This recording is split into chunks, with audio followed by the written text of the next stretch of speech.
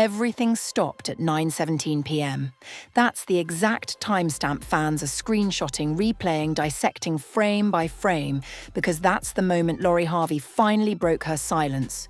No warning, no teaser, no soft launch, just a single video upload with a caption that read, "I stayed quiet long enough."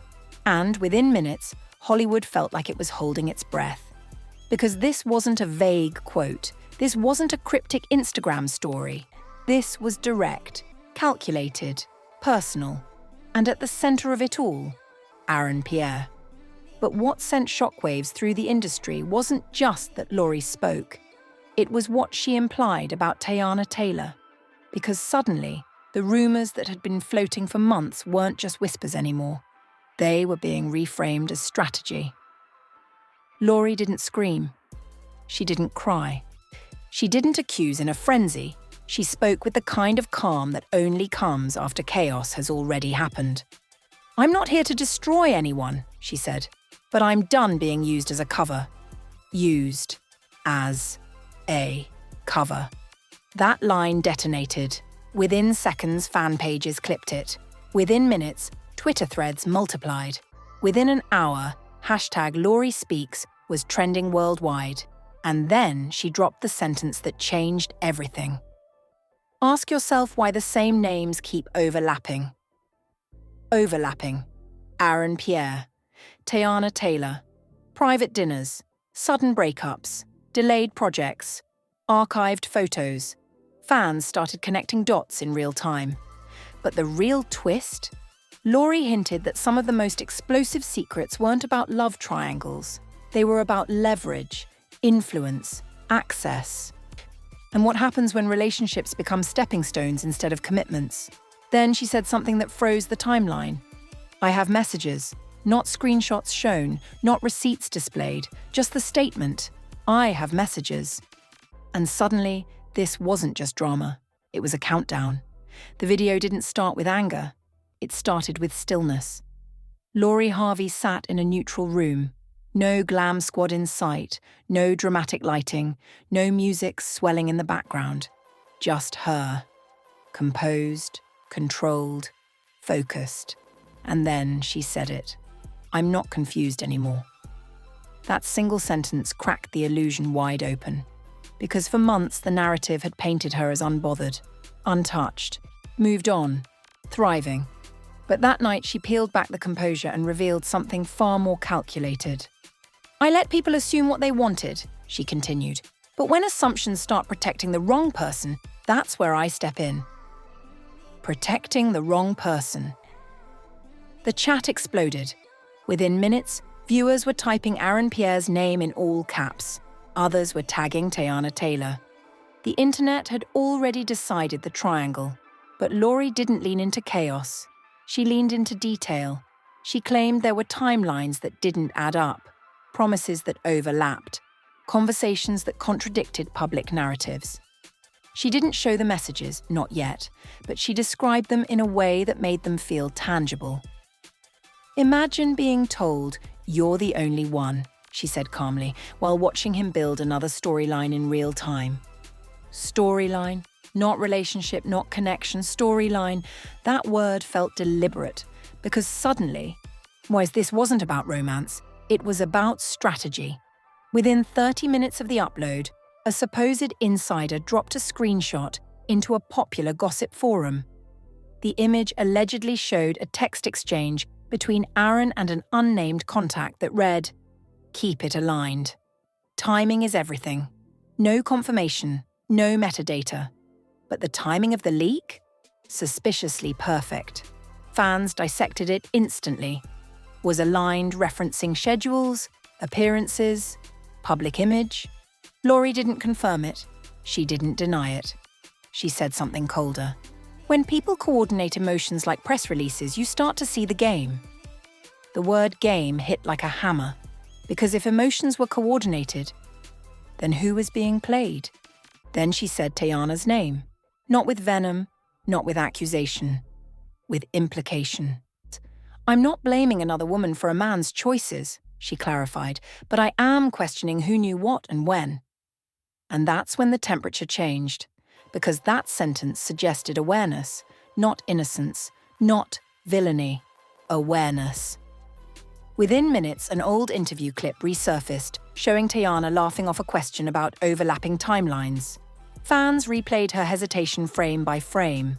Lip readers on TikTok claimed she mouthed, "We'll talk later," to someone off camera. Was it related? No proof, but proof wasn't what the internet wanted. It wanted narrative, and Lorie was feeding it carefully. Then came the alleged voice memo. A distorted clip surfaced late that night with a voice that sounded eerily similar to Aaron's cadence.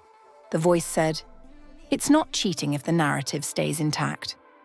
The audio was grainy and unverified, but devastating. It circulated like wildfire. Lorie didn't address it directly.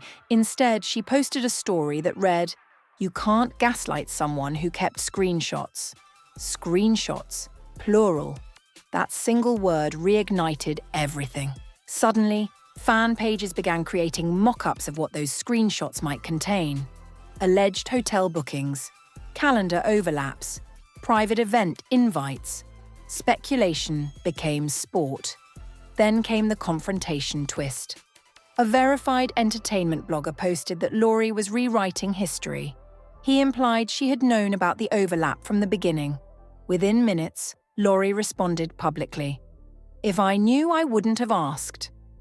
The comment section turned into a war zone, because that suggested deception at a deeper level, not just juggling relationships, but manipulating perception. And then an alleged friend of Lorie's posted something cryptic. She was blindsided, period. Deleted within 10 minutes, captured forever. And then Lorie dropped the most explosive detail yet. "There was a dinner," she said quietly. And that's when everything changed. The same dinner that had been whispered about months ago in unrelated controversies. The same dinner that fans had speculated was a turning point. She didn't name the guest list. But she said, after that night, the energy shifted. Calls stopped being direct. Plans became vague. Access changed. Access. There was that word again. Suddenly, this wasn't about jealousy. It was about influence. Who gained it, who lost it, and who leveraged it. Within hours, a blurry image circulated claiming to show a seating chart from a private event. Aaron's name partially visible, and Teyana's name clear. A third name blacked out. No confirmation. But the implication? Explosive. Then came the emotional crack in Lorie's composure. For a split second during the video, her voice wavered. "I don't compete," she said, "but I also don't consent to being used." Used. Again. That word carried weight, because if she was used, for what? Image protection? Distraction? Cover? And then she said something that made even her supporters pause. Some people knew more than they admitted. That line shifted suspicion outward, toward Teyana, toward inner circles, toward anyone present at that dinner. Social media fractured instantly. Some defended Teyana fiercely, calling Lorie's implication unfair. Others argued that silence equals complicity. Hashtag split into camps. Hashtag protect Teyana. Hashtag expose the truth. Aaron remained silent, which only amplified the tension. Then, just before ending the video, Lorie looked directly into the camera and said, "If he tells his side, I'll tell mine with receipts." Receipts. Plural. The screen cut to black. No outro, no music. Just a lingering silence that felt like a ticking clock. Because if she truly has messages, if there truly was a dinner, if the overlap was coordinated, then this isn't just a messy breakup. It's a strategic unraveling. And somewhere, someone is deciding whether to stay silent or strike back. By sunrise, the internet wasn't debating if Lorie Harvey had shaken the table. It was debating who was about to flip it. Because overnight, something shifted. Aaron Pierre didn't post a denial. He didn't issue a statement. He posted a photo, sharp suit, controlled smile. Saw caption, "Energy speaks before words do." The comment section exploded instantly. Some fans flooded it with fire emojis and loyalty declarations. Others demanded clarity. Address it. Say her name. Tell the truth. He didn't respond, but someone else did. An anonymous account claiming to be close to the situation dropped a thread that sent social media into meltdown mode. The thread alleged that the infamous dinner Lorie referenced wasn't romantic at all. It was strategic. According to the account, the dinner included industry executives, a brand sponsor, and what they described as a conversation about alignment. Alignment. There was that word again. Suddenly, the alleged text, "Keep it aligned. Timing is everything," felt less random and more chilling. Within hours, 2 screenshots began circulating of what appeared to be a calendar entry labelled TT brand integration, confirm a P presence. No confirmation, no metadata. But the timing aligned with the mysterious dinner Lorie described. TikTok detectives started building digital timelines, layering Lorie's video statements over paparazzi photos from that same week. One clip showed Aaron leaving a private venue. Another showed Teyana arriving 30 minutes later. Different entrances. Same night. The internet doesn't need full proof, it needs pattern. Then Lorie escalated. She went live. No filter, no glam, just clarity. "I wasn't invited to that dinner," she said calmly, "but I was told I had nothing to worry about." The chat froze, then detonated. Because that sentence implied deception before confirmation, she continued. "When you're told you're the only one but your name isn't even in the room, that's not misunderstanding. That's design. Design. Calculated. Intentional." Then came the leak that nearly broke the algorithm. A screenshot allegedly showing a text exchange between Lorie and Aaron surfaced. The messages read, "Lorie, why wasn't I there?" Aaron, "It wasn't that kind of event." Lorie, "Then why is she?" The screenshot cut off there. No date visible. No full thread. But it felt authentic enough to trigger chaos. Aaron's supporters immediately called it fake. They pointed out font inconsistencies, claimed it was photoshopped, accused Lorie of staging it. Lorie didn't confirm the screenshot. She didn't deny it. She said something even more unsettling. "If I leak it, I'm petty. If I don't, I'm lying." That line spread like wildfire. Because suddenly the narrative shifted from proof to power. Who controls the story? Who benefits from silence? And who risks everything by speaking? Then the Teyana twist detonated. A resurfaced interview clip from months prior began trending. In it, Teyana was asked about rumors of industry manipulation. She laughed and said, "People love to create triangles where there are just lines." At the time, it sounded playful. Now, it sounded loaded. Fans dissected the word triangles. Was she dismissing it? Or subtly acknowledging it? The clip hit 2 million views in hours. And then came the confrontation no one expected. During a radio appearance, a host asked Aaron directly, "Were you juggling narratives?" He smiled and said, "I don't juggle. I prioritize." The room went silent. Social media erupted. Prioritize? To who was prioritized? Who wasn't? The clip looped endlessly across timelines. Lorie reposted it with a single caption. Exactly. The temperature skyrocketed. Then the alleged voice memo surfaced. This one clearer than the last. A voice believed by some to resemble Aaron's tone said, "She won't speak. She cares too much about image." No confirmation. No verified source. But the implication? He underestimated her. And if that was true, the miscalculation was monumental. Because Lorie wasn't quiet anymore. She returned that night with a revelation that shifted suspicion toward Teyana in a way she hadn't before. "I'm not saying she planned it," Lorie said carefully, "but she benefited from it." Benefited? From what? From alignment, from proximity, from narrative control.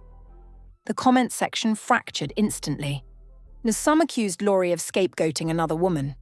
Others argued she was exposing a coordinated PR strategy. Then came the meltdown moment. A fan account dedicated to Aaron broke down in a live stream saying, "If this is true, we were played. That word echoed everywhere. Because fans don't just support relationships, they invest in them, emotionally, visibly. And if the relationship was strategic, then the audience was collateral. Then something unexpected happened. A major brand quietly removed a photo of Aaron and Teyana from its homepage. No statement, no explanation, just gone. Fans noticed within minutes. Speculation exploded. Was it coincidence or distancing? Lorie didn't accuse. She asked, "Why now?" 3 words, devastating impact. Then came the most chilling detail yet. Or Lorie claimed there were voice notes where promises of exclusivity overlapped with confirmed public appearances. "I was told I was the future," she said, while he was building one in someone else's shadow. Shadow. That word hit differently because it implied positioning, using someone's spotlight to elevate quietly. Then she dropped the cliffhanger. "There's one message I haven't shown, and if he lies, I will." The screen cut. No explanation of what the message contains, no hint of its context, just the promise. And now the question isn't whether the truth will surface, it's who breaks first. The clock started ticking the second Lorie said, "If he lies, I will." Because now it wasn't speculation. It was a standoff. And Aaron Pierre finally moved. Not with a press release. Not with a lawyer. With a video. Black hoodie. Dim lighting. And carefully measured tone. "I've never used anyone," he said. "And I've never promised exclusivity where it didn't exist." The word exclusivity landed like a spark in dry grass. Because Lorie had been crystal clear about what she was told. The timelines didn't overlap accidentally, they overlapped strategically. Within minutes, side-by-side clips flooded social media. Aaron: "I've never promised exclusivity." Lorie: "I was told I was the future." The contradiction wasn't subtle, it was seismic. And then it happened. Lorie posted, no caption, just a screenshot. The message read, "Aaron, I don't move like that. You're the only one I'm building with." Timestamp visible. Date matching the same week as the alleged dinner. The internet imploded. Supporters of Aaron immediately claimed it was fabricated. They zoomed in on font spacing, pixel alignment, time format. But something else happened. A second screenshot followed. Aaron: "Trust me, I don't need anyone else." 2 receipts. Clear, direct, unmistakable language. Within seconds, #receipts trended. Aaron deleted his video. That deletion spoke louder than anything he could have said. But the drama didn't stop there.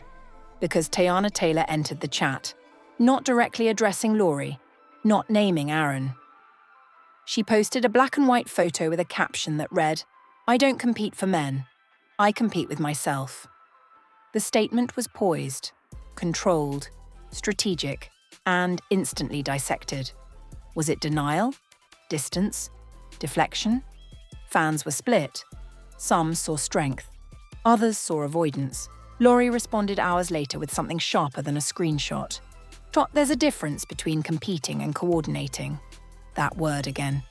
Coordinating. Suddenly the focus shifted from romance to orchestration. Was this about jealousy?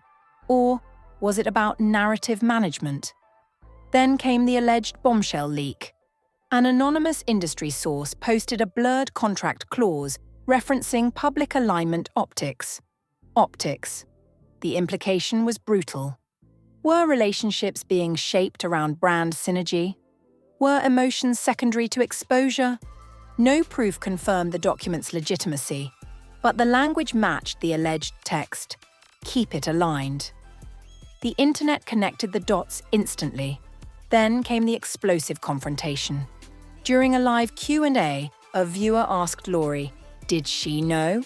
The room fell silent. Lorie paused, long enough to make it uncomfortable. "I can't speak on what she knew," she said slowly. "But I know what I was told." That wasn't confirmation, but it wasn't defense either. And then came the meltdown moment that no one saw coming.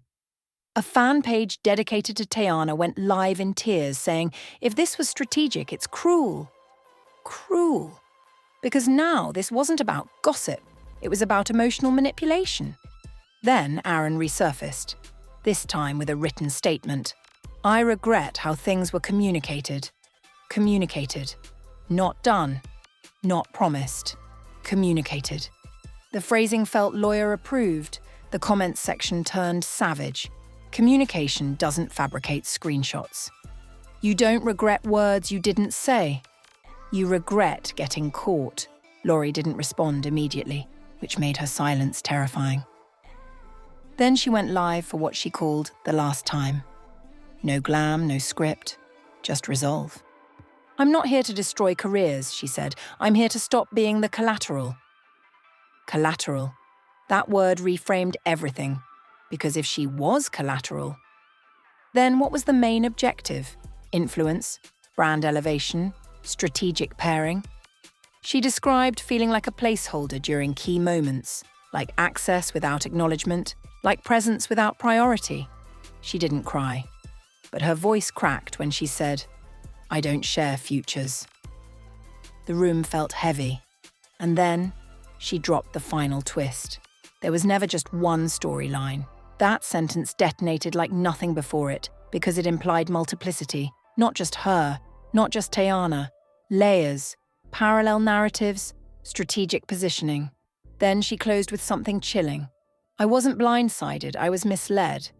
And with that, the screen went black. No outro, no music, no reassurance. Now the industry sits in a holding pattern. Brands are quiet, collaborations are paused, followers are watching. And the biggest question lingers, was this love gone wrong? Or a carefully constructed alignment that collapsed under its own coordination? Because if there were multiple storylines, if promises were overlapping, if futures were being sold simultaneously, then this isn't just heartbreak, it's orchestration. And orchestration always leaves a conductor. If you thought this was just another messy celebrity breakup, you just watched it turn into something much bigger. This isn't about who dated who. It's about manipulation, messaging, alignment, optics, and the very real emotional fallout when private promises collide with public strategy. It's about what happens when screenshots hit harder than statements, when silence speaks louder than denials, when communication issues don't line up with time-stamped receipts. And the story is still moving. More responses could drop, more screenshots could surface. A tell-all interview could flip the entire narrative again overnight, or someone could finally break ranks and confirm what's been implied all along. If you blink, you'll miss it. So don't. Hit like if you think there's more to this than we're being told. Drop your honest take in the comments. Do you believe the receipts, or do you think there's another layer we haven't seen yet? And most importantly, subscribe right now, because when the next statement drops, when the next leak hits, when someone finally says the one thing that changes everything, you're going to want the full breakdown, not the watered-down version. This isn't just drama, it's unfolding in real time, and we're not done.